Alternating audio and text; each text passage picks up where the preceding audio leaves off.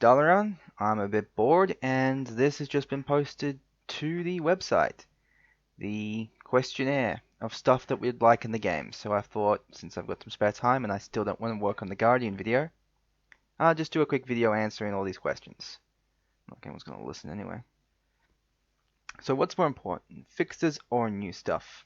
So apparently it takes about 2 weeks to make new content for this game or to fix old problems. So what should I focus on first? Well, this is pretty tricky and sets the thing for how far everything else should go. On one hand, fixing old zones to make them better is something that's very important for the game. New players are important, but at the same time, there's a lot of stuff that has had set up that just doesn't have any scene in between it. In an ideal world, I'd say to sort of go over themselves. So 1 week you would do fixes, the next week you would do new content. But if it's 2 weeks, that means every fortnight you can either get a new fix for something, or you can get a new zone, which kind of screws you in the long run. In my opinion, new content is more important than fixes for old zones. Because if you're making the new zones, unless it's really broken like some of the admittedly newer zones have been, stuff like the Bracken Challenge and honestly the whole thing of the traps in the bamboo forest, that was terrible. And I think it still is terrible. I've not gone back because I just don't like dying that much to what's basically a super boss, just for gear that I'm going to have to grind out anyway. But at the same time, fixes, while they're important, new content is also important. You need to keep people's attention on the game to pay for these fixes. It's a free-to-play game, and while I'm pretty sure Adventure Quest Worlds brings in a lot of money, it's not going to be enough money to keep Adventure Quest 3D going through 2020. So bringing out something like the Tower of Necromancy, which has been teased for God knows how long now, would be really good to finally finish off the Darkwood area. Hell, we still haven't seen a fix to Darkwood yet. I remember being told that it was going to be a complete revamp to the zone, and with the exception of the Paladin Tower and the Necromancer Tower just being across the waters from each other. Hell, Darkwood's treated not even like a zone, it's just sort of an area. The graveyard beyond it attaches directly onto the Dragonlands, which, based on the new map, doesn't make much sense. Anyway, in my opinion, go for new stuff first, keep people playing, and then fix stuff unless it's critical that it be fixed first. Next question. Do you want more story or challenges? Story. Straight up, I want more story. I like the challenges. The Bracken Challenge was fun once you had an option to get gear that didn't require you to have a permadeath dungeon. And stuff like the permadeath dungeons are fun and so are the parkour challenges, but we need more story. Same with new stuff.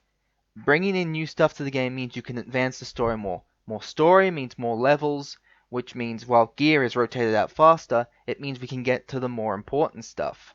So, a challenge like what they say here. The Mad Science Labs, the Shraid X, and the Flechetta Nightmare Labyrinth. All really cool stuff, but at the same time, Mad Scientist Lab was a Halloween event. The Shraid Ship and the Flechetta Nightmare, those were both Friday the 13th events. They're stuff that comes around once in a blue moon, and for the case of something like Halloween, once a year. And then the zone's gone after that. There's not really much point in having these zones if we're just going to spend most of our time somewhere else. Having more story right away would be the better deal for everyone. This isn't like, ooh, let's go to, I don't know, that one Asphalt Parkour challenge and get some free cosmetic items. More story means that there's more areas to explore. Lalosia is a great update because, in the terms of the Mysterious Islands, we now have two zones. We have the Pirate Coast and we have the Hidden Village. And the Hidden Village gives us access to places like the Bamboo Forest and that one place where the dragon is. Those are really cool things. Oh, that's not even mentioning the Sunken Ship. The Sunken Ship came because we got more story. If we invest in story first, that means challenges can then follow them and expand onto it, which is a lot better deal than more challenges for holiday events, which we might not even get to play. I didn't do the Flesh Shattered Nightmare. I wasn't interested in any of the gear they gave you. At that time, I was busy trying to get to level 29 and get my level 29 gear sets.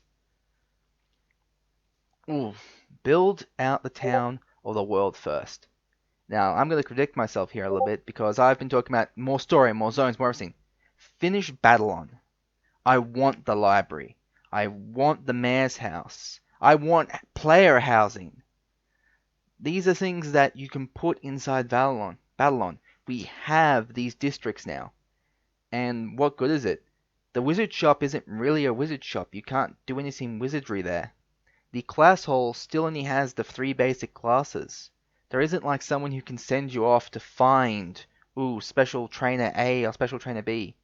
It'd be cool if the class halls, I know it's meant to be representative of the class halls in Adventure Quest Worlds, but if the class hall had all the different class class NPCs in there, it'd be a much better place just to hang out and sort of get your classes up.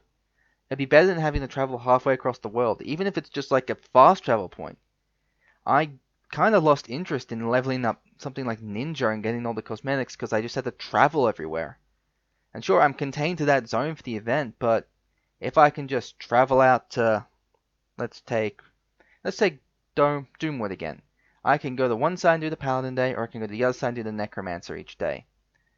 Okay, well, that means it's going to take me forever to get all my gear sets. And because I like to do these class overview videos where I wear the armor of the class, it takes forever to do it. I'm happy I have a second account to play Necromancer and Ninja on, because I can just focus them on those classes. And when it comes to the town, the library, the museum, even player housing, and the mayor's house, these are all interesting things that we could expand on. Hell, the Guardian Tower needs expanding on in Babylon. If you look at it right now, it looks like this big sort of open courtyard, similar to the Imperial Palace in Oblivion, how it's this central zone that you can walk around in, but once you go inside it, you're just dumped straight into the Guardian's Tower, and if you leave, you're put back out in the main square of Babylon. You don't get to just sort of quickly travel around the city. You've got to manually go for the zones or fast travel via the menu, which takes a little bit out of it in my opinion. So, focus on Babylon before you focus on anything else. That's all I can really say on that. There's no reason to have the world be built out first when your main town, this thing that everyone complained about when it first came out, and a few players I know still don't like it, which is just Babylon. It feels unfinished. And I know that's kind of silly, but for something that we apparently have been fighting for, like the Siege event recently, there's not much in the town. The inn is basically an AFK spot. Cicero's shop's good. The bank is possibly, I would say, the class hall, but the bank is the only real place players go in Babylon. The pet shop maybe, and I guess the hairdresser's when you want to change your appearance, but can you actually name a place in Babylon you just go to because, hey, let's go here? The mysterious shop of oddities has no purpose anymore. It's just a place for some funny cosmetics that lost its appeal almost instantly, and it has more purpose over something like the guild hall. That's another place we should have in this game before we should have the mysterious shop of oddities. The guild hall. That place would be massively important if we could actually get guilds into Adventure Quest 3D. I'm sure that could do something. Anyway, I've been rambling a bit here, and there's only really 3 questions, so I'll wrap it up here.